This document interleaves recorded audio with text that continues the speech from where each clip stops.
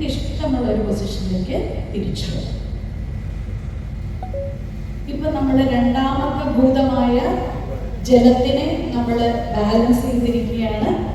ഇനി നമ്മൾ മൂന്നാമത്തെ ഏറ്റവും ഇമ്പോർട്ടൻ്റ് ആയിട്ടുള്ള നമ്മളുടെ മനസ്സ് വയറിലാണെന്നാണ് പറയാറ്.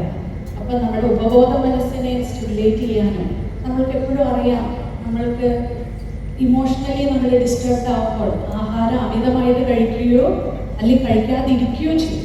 അപ്പൊ നമ്മൾ വിചാരിക്കുക എന്താണ് ഇമോഷൻസും നമ്മുടെ വയറും തമ്മിലുള്ള ബന്ധം അല്ലേ?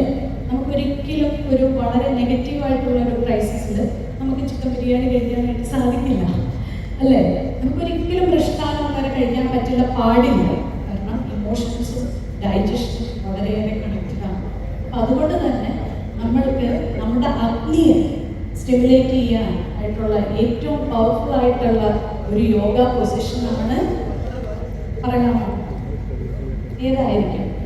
അഗ്നിയെ ഉണർത്താൻ, മെറ്റബോളിസം ഇംപ്രൂവ് ചെയ്യാൻ, വയറ് കുറയ്ക്കാൻ ഏറ്റവും നല്ല പൊസിഷൻ എന്താണ്?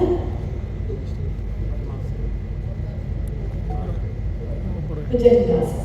അപ്പൊ നമുക്ക് ഭുജംഗാസനം ഇത് ചെയ്യാൻ പറ്റും. അതിന്റെ എല്ലാം ഈസി ആയിട്ടുള്ള, ഞങ്ങൾ തെറാപ്പിസ്റ്റുകളായതുകൊണ്ട് തന്നെ നമ്മൾക്ക് ഏറ്റവും ആൾക്കാർക്ക് ബുദ്ധിമുട്ടുണ്ടാക്കാതിരിക്കുക എന്നുള്ളതാണ്. നമ്മൾ ഒത്തിരി അഡ്വാൻസ് ഒന്നും ചെയ്യേണ്ട, എല്ലാവർക്കും കമിഴ്ന്ന് കിടക്കാം.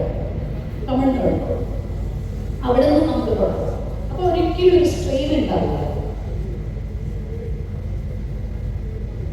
ശേഷം ആദ്യം നമുക്ക് ബേബി കോബ്ര പോസ് ചെയ്യാം.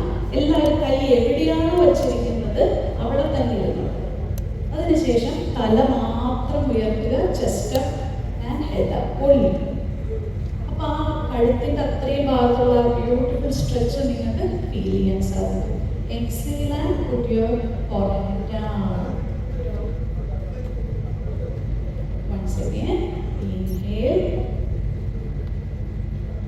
stretch up, exhale and relax. ഇതിനെയാണ് ബേബി കോബ്രയാണ്, ചെറിയൊരു കോബ്രയാണത്.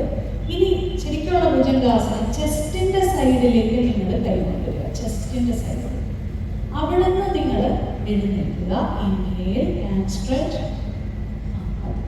ആ പകുതി ഫ്ലെക്ഷൻ വരുമ്പോൾ 5, 4, 3, 2 and 1. Slowly exhale 1 by 1.